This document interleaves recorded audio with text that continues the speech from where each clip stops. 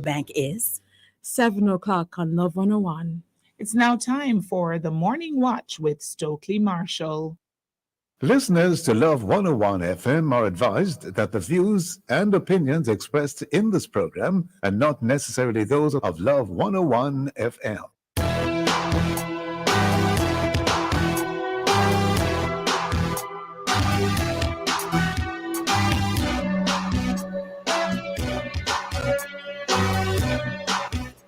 Hello and welcome to the Morning Watch on Love 101 FM. I'm your host, Stokeley Marshall. A special welcome to our listeners on love101.org. And if you are overseas and on the move, US listeners can access us at 712-832-8001. And if you are in the UK, 0330-332-6541, or join us via the Love 101 FM app that can be downloaded from the Google Play Store or the Apple Store. You can also join us on Love 101 FM, Facebook, and YouTube Live in the main watch. Haiti protests. And in the second watch, the pros and cons of a Jamaican digital society. For our social media question, we ask, how far and no further should digital technology go? Share your responses on our Facebook or YouTube, Love 101 FM Jamaica Live, and also WhatsApp comments and voice notes too. 876-997-3125 using the hashtag The Morning Watch. We'll share your comments later on in the program, but first, here's I quote. All right, so good morning, Stokeley. We've got Ella in the chair and myself this morning. What's the I quote for today now? so the I quote for today was sweet mouth hot belly. You got it, girl. Explanation. Some things are not good for us, although they appear to be exactly what we want. Boy, Nadine, why you? Sorry, Dr. Blair. Why you have to come with this I quote today? You and Ella. It's a very good I quote, but Very boy. good. Thank you, listeners. You hear that I quote? All right, the main watch. We'll be back after this break.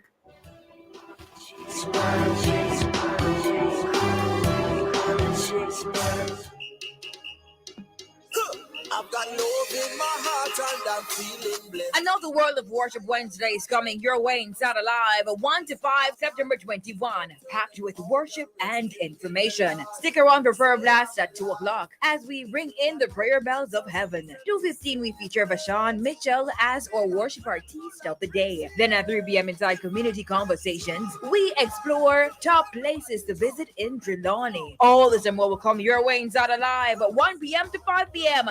This World of Worship Wednesday, September 21, with yours truly, Sarah and the Chirpy One on the family station, Love 101. Give him praise, give him praise.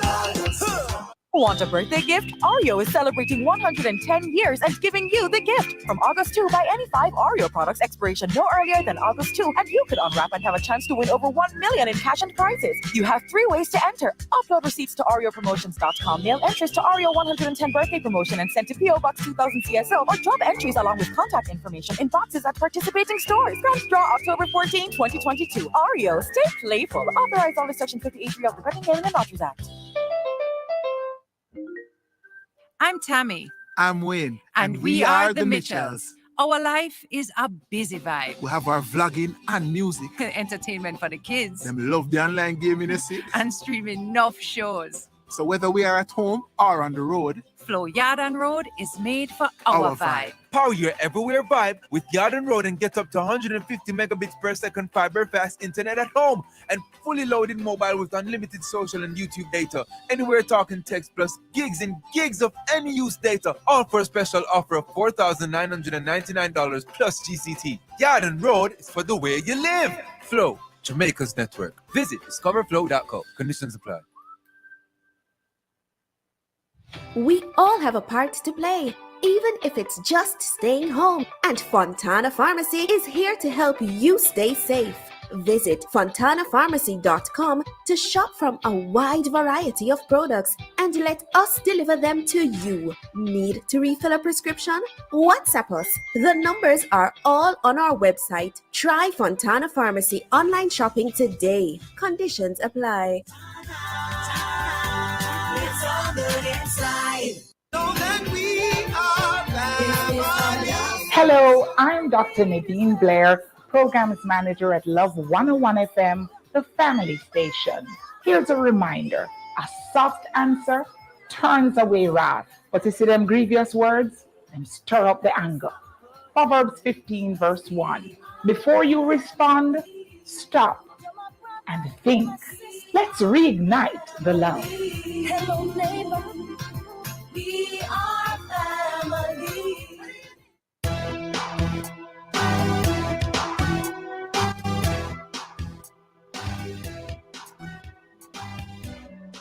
Welcome back to the Morning Watch. I am Stokeley Marshall. The protests in Haiti increased, and some would even liken it to a war. The main reason for the protests is reputed to be the skyrocketing price of fuel, like a doubling of the price. A report in the Miami Herald said, quote, "The chaos and lawlessness is being financed by economic actors who stand to lose money," unquote. This was reportedly said by a top aide in the Biden administration on Latin America and the Caribbean. Is this true? Is it not? Well, let us wait to see. What are the remedies for what is taking place in Haiti right now? And how should the church, how should Christians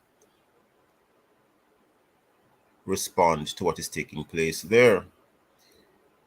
We have as our guests, or hope to have as our guests, if they're online, Dr. Giulio Volzi, President and CEO, Teen Challenge Haiti, Senior Pastor, Rendezvous Christ Church.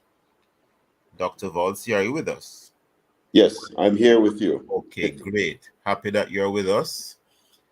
And we should also be having online a Mr. Larry Alexander, a Jamaican who lived and worked in Haiti from about 2010 to 2020. Mr. Alexander, are you online?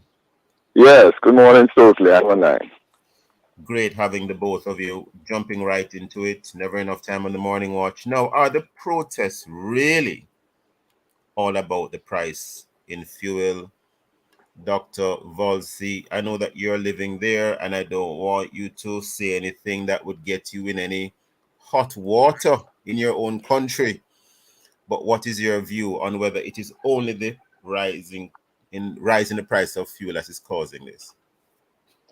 It is good morning. It's good to be with you and to be with the Love 101 FM family and Morning Watch. I would say that it is really hard to say if it's only about the cause of the price of gas, because everything in Haiti there's always a piece of politics in it.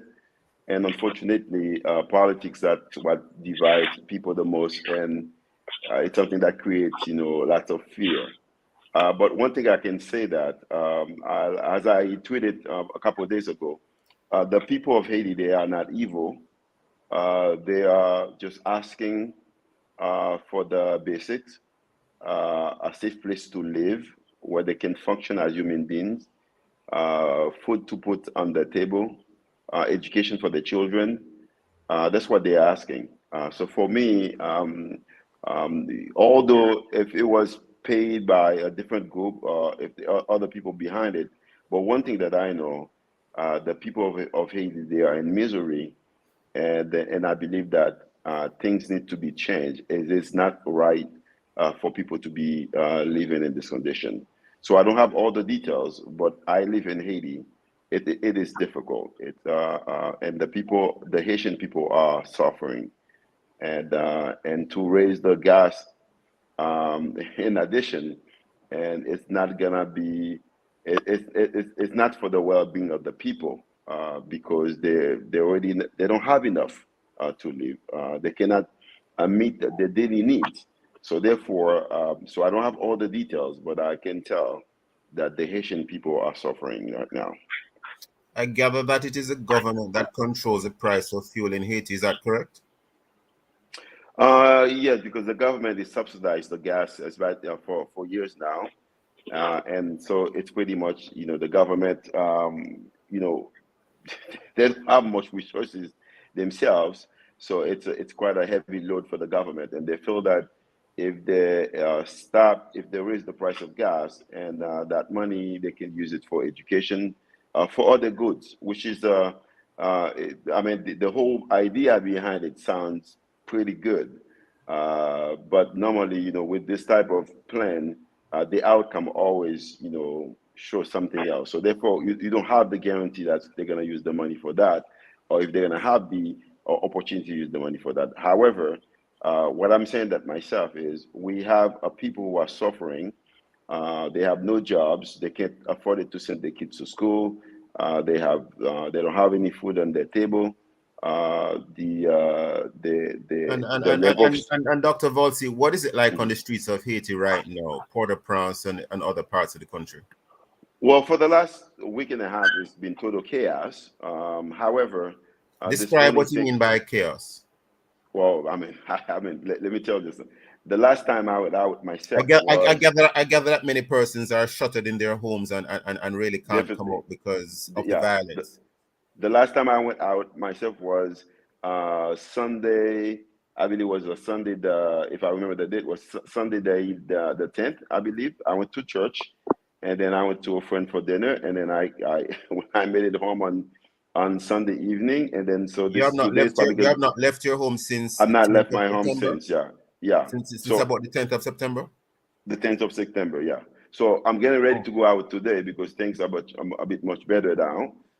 But not again in my office is just about, I would say, a couple miles away from my home. So that's why I'm able to go to my office today. So it's been total chaos, Well, the and a Sunday total would have been. chaos. I think the Sunday was the 11th, but be that as it may. So you're saying that it has been that bad, It has been that bad. but it's not so bad today.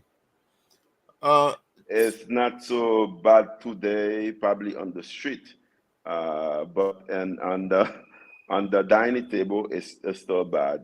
When it comes yes. to what is next for education, school, it's still bad.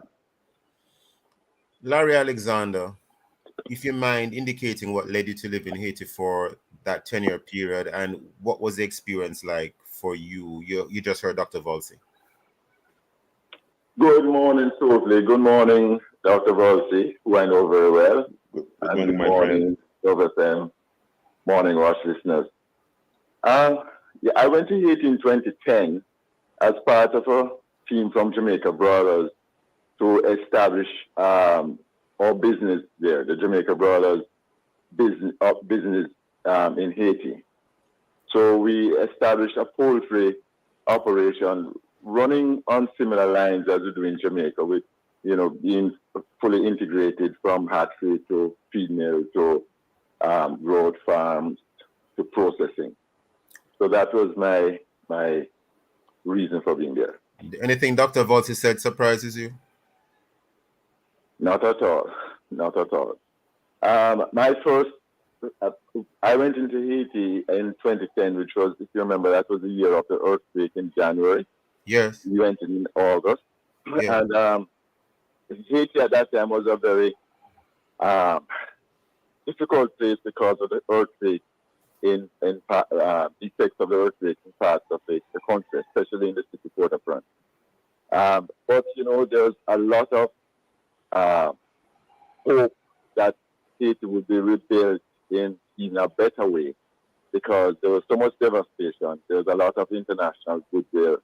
The people had Mr. Alexander, only because of time, I'm going to ask you to just hold that thought. Don't lose your train of thought. Listeners, we'll be right back on the Morning Watch, taking a break.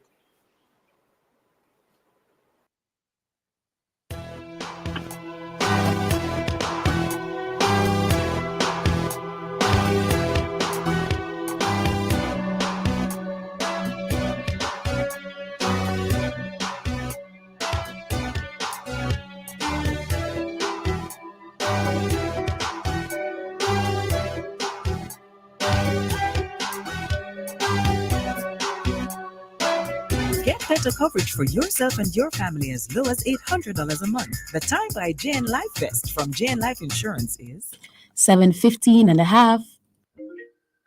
I'm Tammy. I'm Wayne. And we are the Mitchells. Our life is a busy vibe. We have our vlogging and music. Entertainment for the kids. Them love the online gaming, you see. And streaming enough shows. So whether we are at home or on the road, Flow Yard and Road is made for our vibe. Power your everywhere vibe with Yard and Road and get up to 150 megabits per second fiber fast internet at home and fully loaded mobile with unlimited social and YouTube data. Anywhere talking text plus gigs and gigs of any use data. All for a special offer of $4,999 plus GCT. Yard and Road is for the way you live. Flow, Jamaica's network. Visit discoverflow.co. Conditions apply.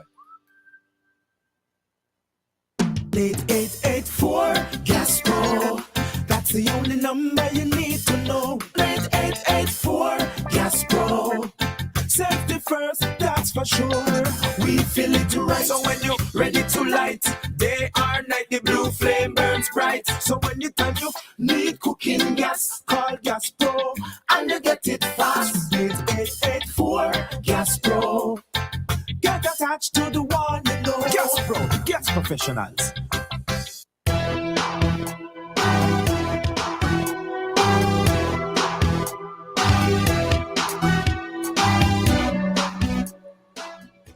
Welcome back to the Morning Watch. I'm your host, Stokeley Marshall. We are in the main watch. We're looking at Haiti protests. Our guest in this first watch, Dr. Julio Volsi, President and Chief Executive Officer, Teen Challenge Haiti, and Senior Pastor, Rendezvous Christ Church. We also have online Larry Alexander, a Jamaican who lived and worked in Haiti from 2010 to 2020. Now, Mr. Alexander, you were describing for us what your experience was living in Haiti for those about 10 years. Please continue, sir. Yeah, well, Haiti has a large population in Port-au-Prince, but it has several large towns and cities all over the country. And many times, a lot of the troubles in Port-au-Prince sort of make people think that's representative of Haiti, which it isn't. Haiti is a country very much like Jamaica, very agrarian, very mountainous, very beautiful, and a lot of resourceful, hardworking people. There are people who know how to turn their hand and make fashion. And the average worker in Haiti has it very difficult because pay in Haiti is very low. I mean, the statistics is that it's about $3 per day that an average worker works.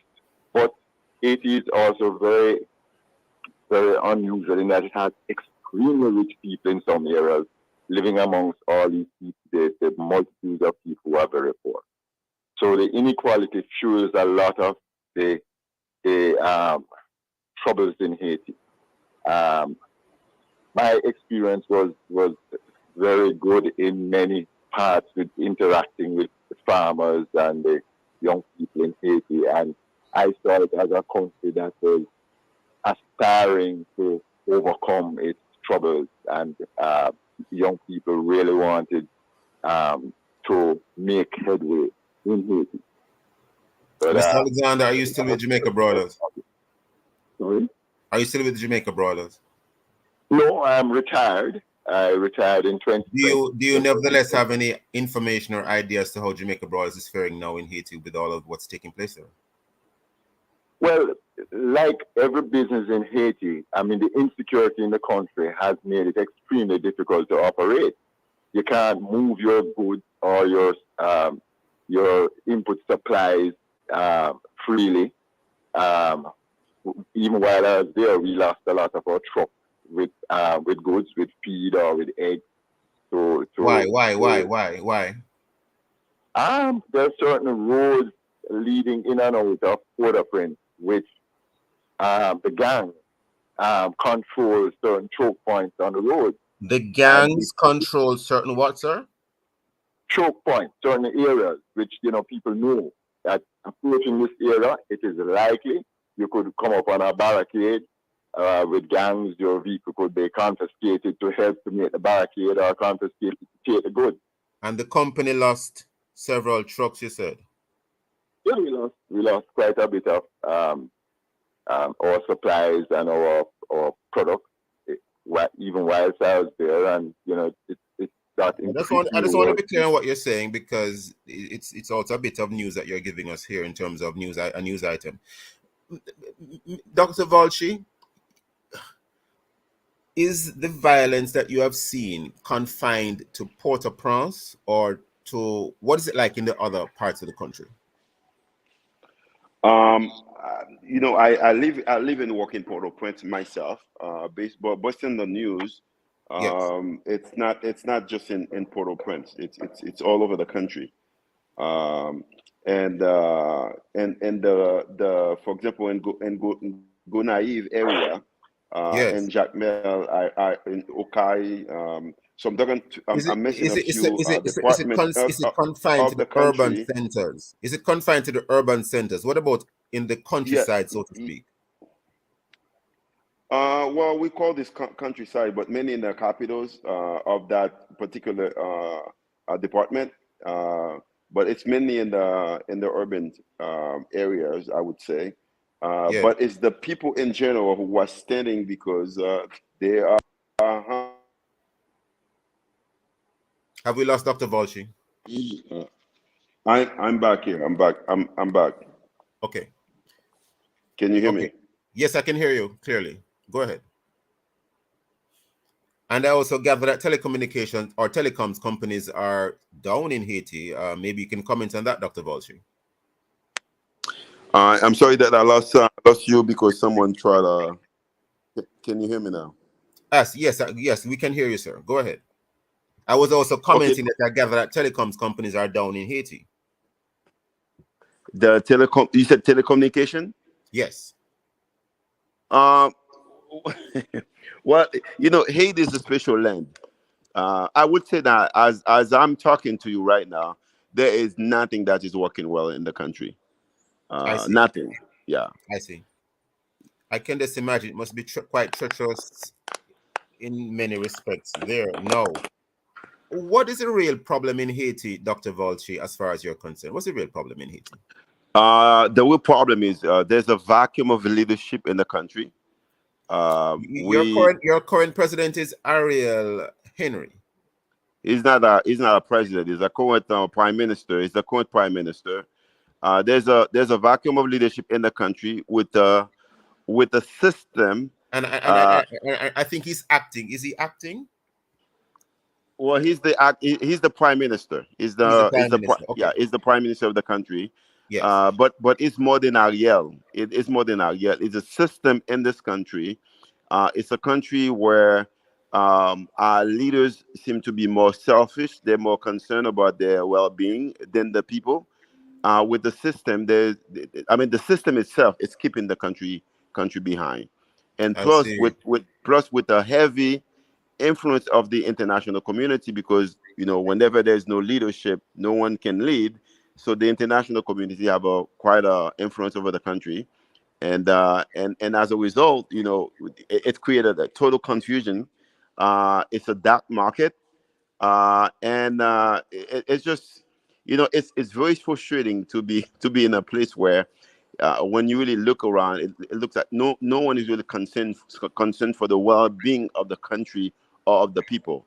It is what's in it for me, and this is what Haiti is all about. And even in the process of now trying to find a solution with the country, and you will see most of the government, all of the leaders, is it what in it for me instead of what's in it for the people. So it's never been about the Haitian people. It's always been about the leaders, those who are in front. So as a result, we have the country that we have now, and it doesn't matter how much you do in this country, the political system, or I would say sector, is really keeping this country in hostage, and the country just can't move forward with this type of political leaders that we have in this land.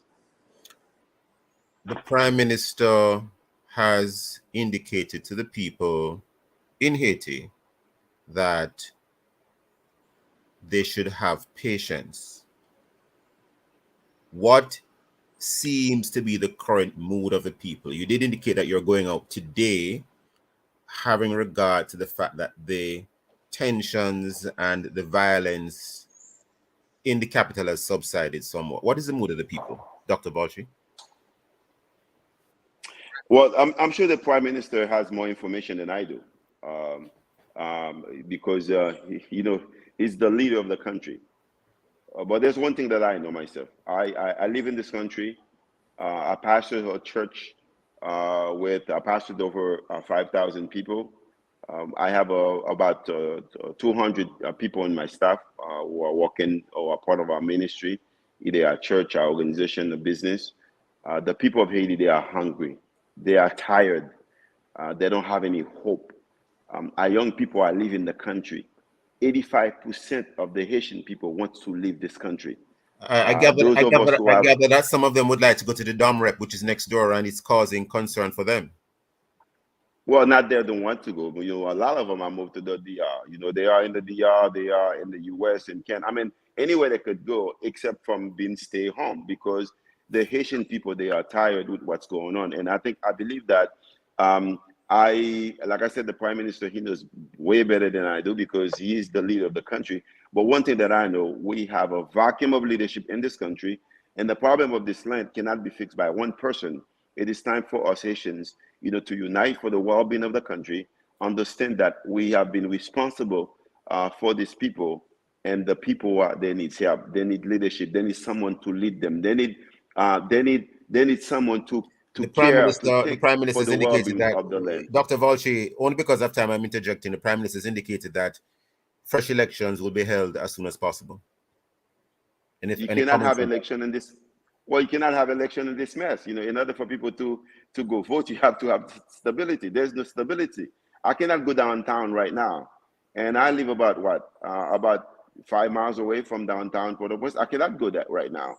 Yeah. Last time, somebody stole my phone, and I was able to figure out where the phone was. I cannot call any police officers to go get the phone in that area. So you cannot have election when there's no stability. So it is time for the Haitian leaders, to unite for the well-being of the country, because I believe it doesn't matter how much someone is due in this country, the political aspect of this country is very powerful, and the politicians are keeping the country behind.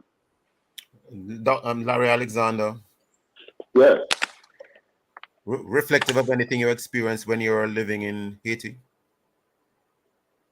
Yes, but as I said, probably up to 2016, there was a lot more hopefulness and a lot more investment and a lot more sense that Haiti was going to get on with its life.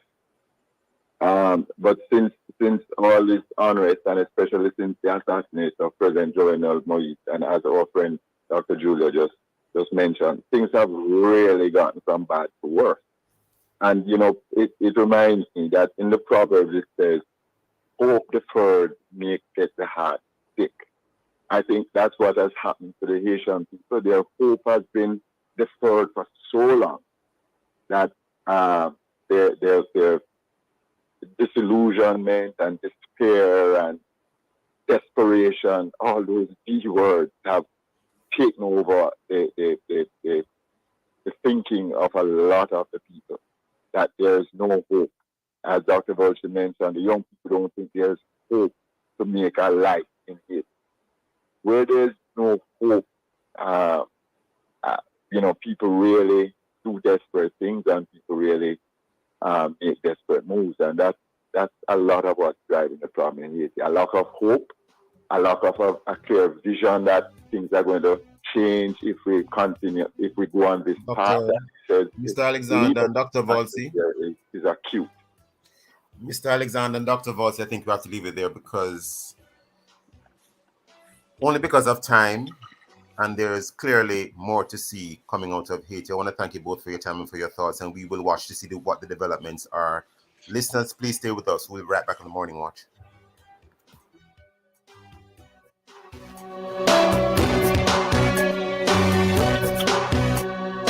Talk to Jane Bank today to find out about achieving your own sweet home in 30 days. The time by Jane Bank Mortgage is 7:30 on The Sound of Love. We all have a part to play, even if it's just staying home. And Fontana Pharmacy is here to help you stay safe. Visit fontanapharmacy.com to shop from a wide variety of products and let us deliver them to you. Need to refill a prescription? WhatsApp us. The numbers are all on our website. Try Fontana Pharmacy online shopping today. Conditions apply. It's on the inside. Know that we are family. Hello, I'm Dr. Nadine Blair, Programs Manager at Love 101 FM, the family station. Here's a reminder, a soft answer turns away wrath. But you see them grievous words, them stir up the anger. Proverbs 15 verse 1. Before you respond, stop and think. Let's reignite the love. Hello, neighbor. We are family. 8884 Gastro. That's the only number you need to know. 8884 Gastro. Safety first, that's for sure.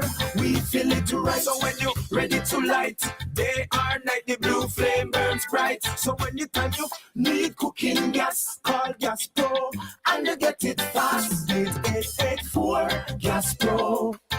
Get attached to the one you know. Gas Pro, gas professionals.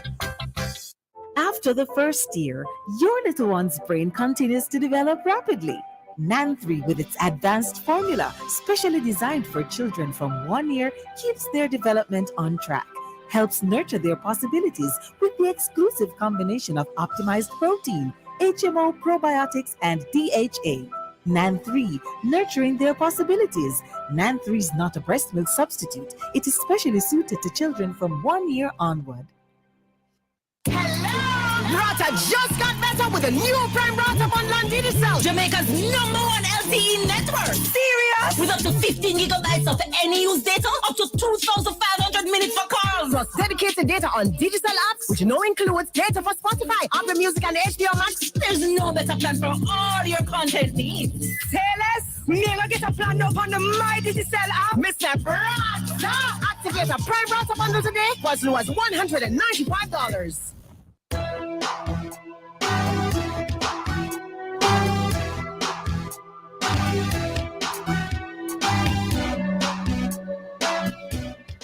Welcome back to the Morning Watch. I'm your host, Stokeley Marshall. Let's take a look at the newspapers to see what Jamaicans and others are saying and doing. And we have in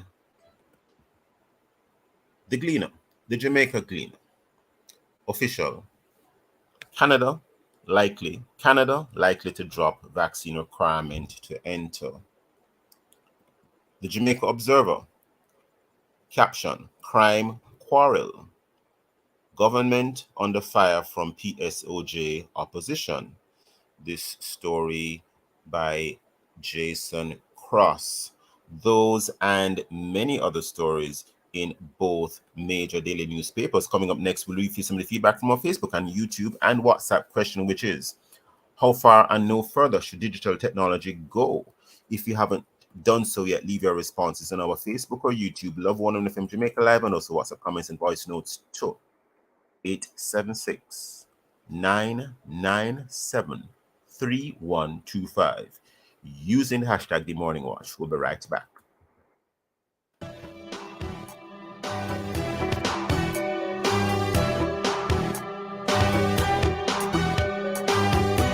Now more than ever, Protex reminds you to wash your hands. A 40-second hand wash with soap could help prevent COVID 19. Look for Protex at your nearest store. In need of a loan? AIM Financial is the place to go. We have loans from $20,000 to $3.3 million. Get a loan to pay school or college tuition, medical expenses, bills, fix up your house, buy furniture and appliances, repair or buy a car. And when you're done, take a vacation loan. AIM has a loan for any purpose. Call AIM today. You won't find a better deal elsewhere. Guaranteed. I'm Tammy. I'm Wayne. And we are the Mitchells. Our life is a busy vibe. We have our vlogging and music. Entertainment for the kids. Them love the online gaming, you see. And streaming enough shows. So whether we are at home or on the road, Flow Yard and Road is made for our vibe. Power your everywhere vibe with Yard and Road and get up to 150 megabits per second fiber fast internet at home and fully loaded mobile with unlimited social and YouTube data. Anywhere talking text plus gigs and gigs of any use data. All for a special offer of $4,999 plus GCT. Yard and Road is for the way you live. Flow, Jamaica's network. Visit discoverflow.co. Conditions apply. You know our suite? The new pack Sweet Living promotion. Win great prizes. Bedroom set, living room set, kitchen appliance set, plus TVs and monthly cash prizes. Send in 5 new pack labels. Labels must belong to at least the new pack corned beef, new pack Vienna sausages, and sauces categories. Below the tagline, new pack, more than just value. Place your entry in one of the drop boxes at participating outlets or enter by mail. Time to live sweet. Enter the new pack Sweet Living promotion. August 28th to November 19th. See the press for more details. Authorized under Section 58.3 of the Betting, Gaming and Lotteries Act. The first sound they make is to simply let the world know they're here. And then it's our duty to help them show the world why they're here in the first place. Give them every advantage with the Guardian Achiever, a plan that provides for their educational dreams and protects their health and life in the process. For more information, call 888-4LIFE to speak to an advisor or visit myguardiangroup.com.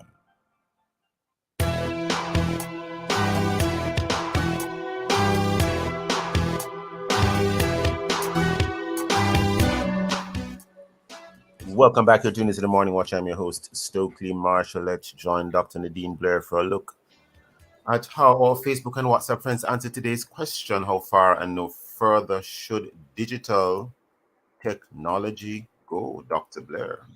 All right. Thank you, Stokeley. Carol Williams on WhatsApp says,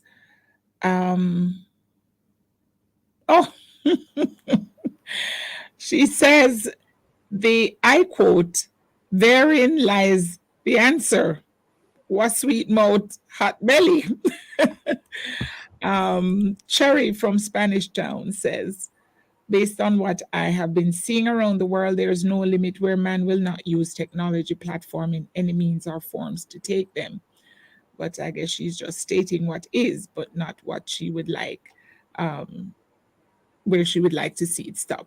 And that's it. Over to you, Stokeley. Well, thank you, Dr. Blair. Very interesting in terms of the responses.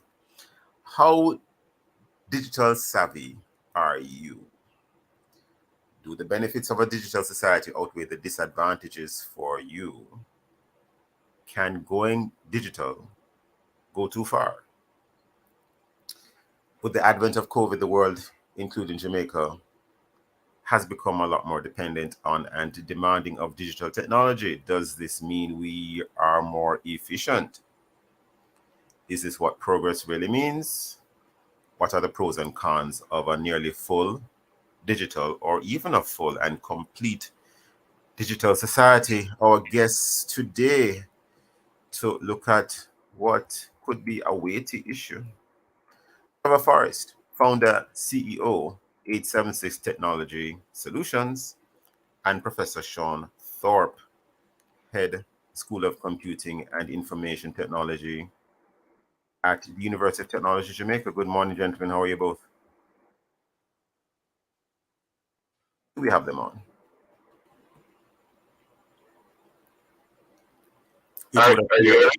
Oh, Well, which persons are we hearing so far? Would you like to go again, Dr. Professor Thorpe? Yes, President, good morning. Are you hearing me well?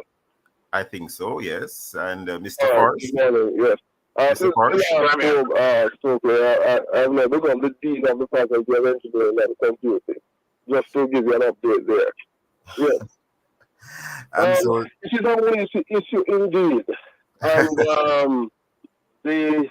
the context of the conversation here, I would argue that to talk about a society being fully and completely digital might be a misnomer. I'm not too sure myself if that is a threat that I can accept.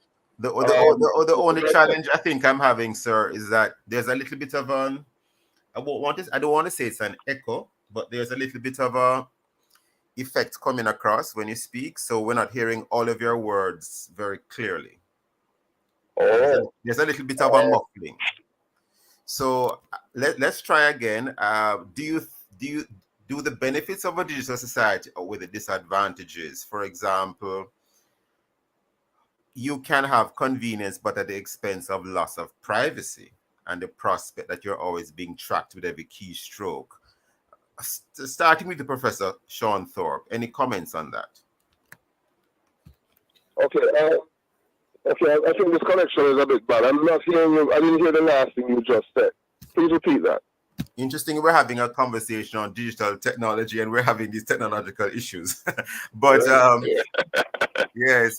In other words, well, let me repeat the entire thing. Do the benefits of a digital society outweigh the disadvantages?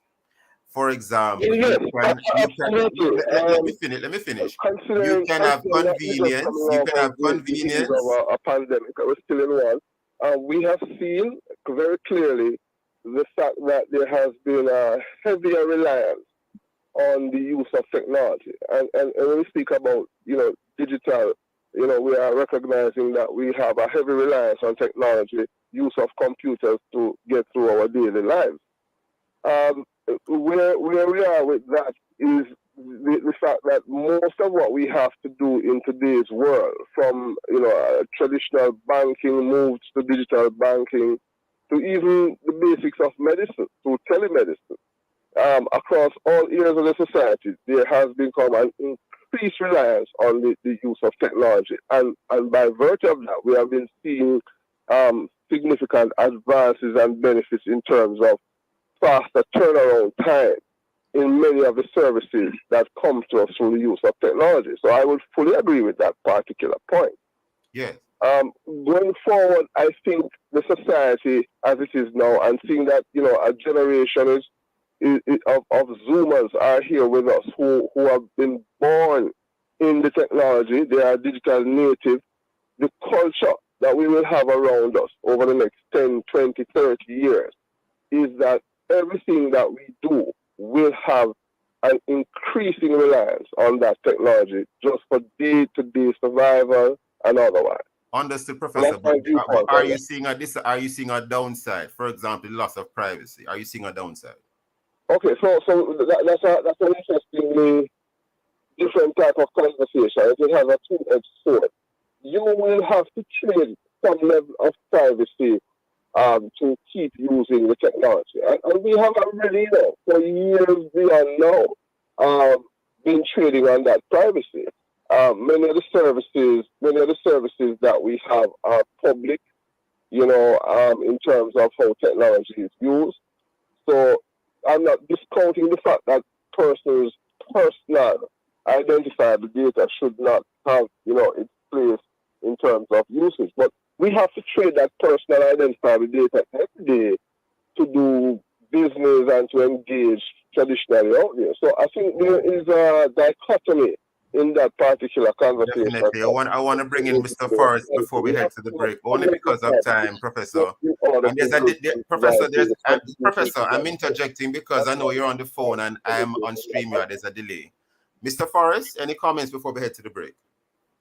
Yes, totally. Well, I think what we're seeing, and I mean, there are always going to be pros and cons, especially when you have evolution. So to trace centuries back, all the different types of industrial revolutions that we had. There's always pros and there are always going to be cons. I think we are in that age now. On which side should we come down on then? We don't have a choice which side we come down on. In evolution, what happens. Interesting point for you to make, but hold that point. We are now upon a break. Listeners, please stay with us. We'll be right back at the Morning Watch.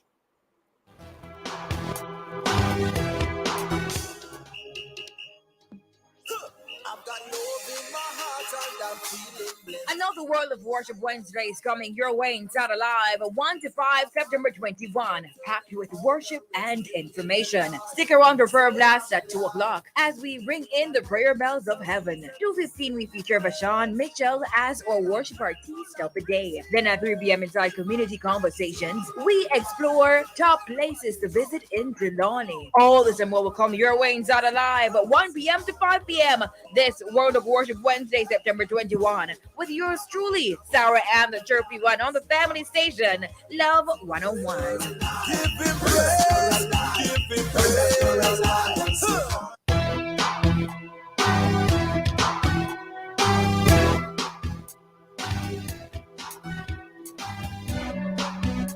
Welcome back to the Morning Watch. I'm your host, Stokeley Marshall. We are in the second watch. And we're speaking to Professor Sean Thorpe, Head School of Computing and Information Technology at the University of Technology of Jamaica, University of Technology Jamaica, and Trevor Forrest. He is of 876 Technology Solutions, founder and CEO. And the topic we're looking at in this second watch is the pros and cons of a Jamaican digital society. Mr. Forrest, before the break, you're making a very, very important point. Please continue the point. And in fact, I'll go back to something that Professor Thorpe said earlier, but continue for now, Mr. Forrest. Right. So what I'm saying is the evolution that naturally occurs and has occurred over centuries.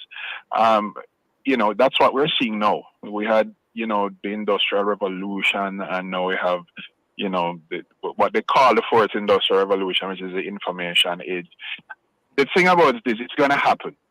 What we have to acknowledge is that it's going to happen and make sure that we have all of the structures and frameworks and laws and all that stuff in place to ensure that we treat with it well. So you're always going to have pros and cons. You're not going to get around them. What you want to do is figure out how best to take advantage of an evolution as occurring. You're not going to stop. As it relates to Jamaica,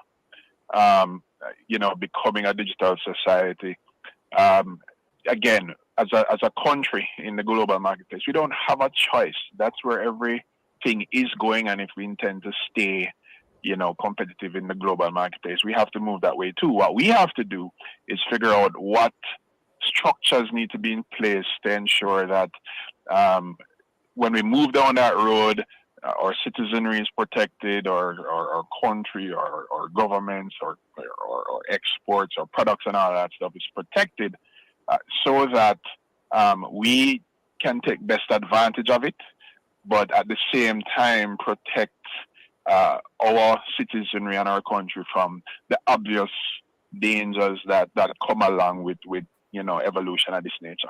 Dangers such as what, Mr. Forrest? Sorry? Dangers such as what, Mr. Forrest, in your mind?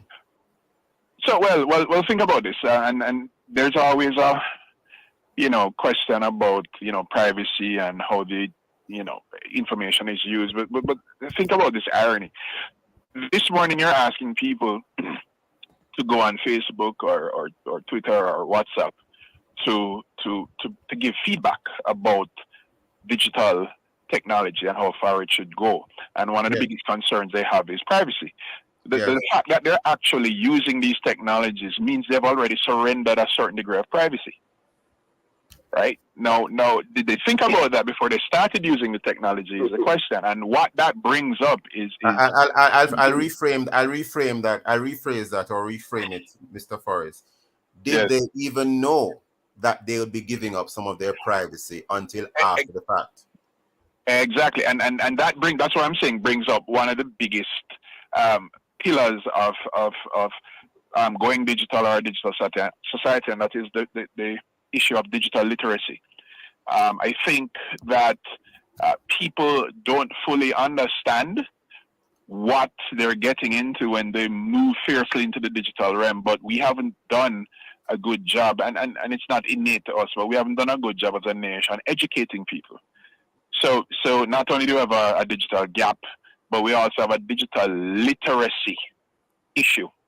And when you look at, moving into the realm of a digital society, listen, there, and this is known, there are 9 key pillars of a real digital society, and one of those 9 pillars is digital literacy, and that is how people will be educated, so they know the ramification of the choices they make, and they'll be educated when they're making these choices, right? And I think that is a very important component that we have to always consider when we're looking to move into the digital realm. Most times we find that we move into these spaces without doing all the necessary things to move there safely and effectively, because we're constantly technology and this kind of evolution doesn't wait on people. So we tend to move quickly because things are brought to us and we like it and it's convenient.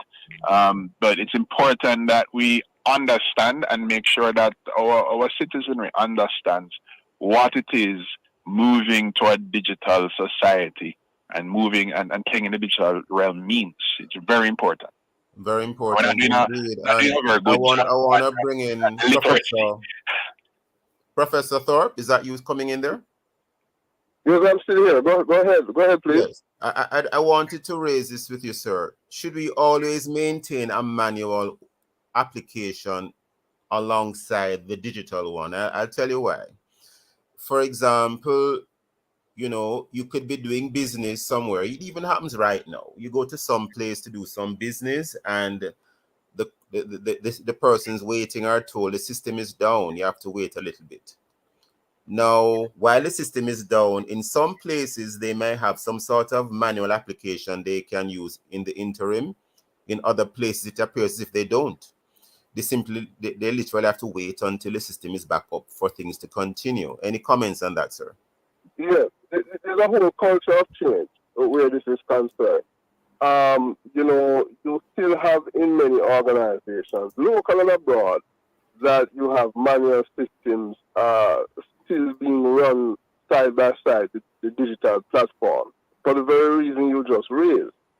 However, one of the challenges you are having in maintaining these manual systems, paper files get crumpled, they get destroyed, they age it, and hence what obtains is that after a while. Can't you scan them and upload them somewhere? Right. Maybe. So therefore now you're moving over to them being digital. So yes, you can then scan them, and that is what the point I was going to raise next. So as those physical or manual records age, what is happening more of now, which still takes a little bit of time on the human side of the process, is to scan them and actually store them, for example, in a cloud. So therefore, the new wave and the new format of maintaining what you have in a current productive working environment is that you back everything up into a data cloud, which is suggesting you have these compute resources sitting probably somewhere in the other side of the world, assuming that you have a persistent internet connection. So if your physical systems go down, you can always back up from that cloud and have access to those resources, hopefully closer to real time, such that the public in question who are using these resources don't even realize that there was a glitch. That's where we really need to be going. And that is the transformation that Jamaica, in terms of a digital society, has to get to. When they appear out of sync, it is not even obvious to the naked eye of us as the human user. That is where our internal and backup systems and infrastructure that you heard Kevin speaking of must become highly resilient and secure. I'm glad you went into. I'm glad you mentioned resilient, because if machines are doing so much of the processing, and the idea is to continue to move away from manual applications. I'm switching gears a little bit now. What are some of the effects on the human psyche? I'll give you an example. It happens right now. You phone a particular business place, a telephone operator doesn't answer the phone in terms of a physical human being. You get a machine, you get all these options to choose from. If you have a literacy issue, that can be a barrier. Secondly, even if you don't have a literacy problem and you eventually select the correct option or options, you may end up getting a voice machine or something to record a message you would say because the person is not at their desk. You have a complaint that you are trying to make, maybe lodge, and you walk away from the experience feeling like you just wasted 5 minutes. So you have any comments on the effect on the human psyche? Because I think oftentimes that is left out of the equation. Absolutely. So what you just spoke of, I would say, is reference to the type of past of how we would treat with such systems. Look at the pandemic, for example. A lot of the services online are using what is called chatbot technologies. So therefore, if you're not getting in touch with a human agent... But Professor Thorpe, pandemic or no pandemic, in fact, Joe Biden just announced that the pandemic is over. I heard him, but that's another debate. So he just announced it's over. So forget about a pandemic. Whether there's a pandemic or not, we're going into the future. So that kind of frustration affecting someone. And also you have a lot of these jobs now that are being really, I don't want to say automated, digitized. You see, so you're seeing more and more of it.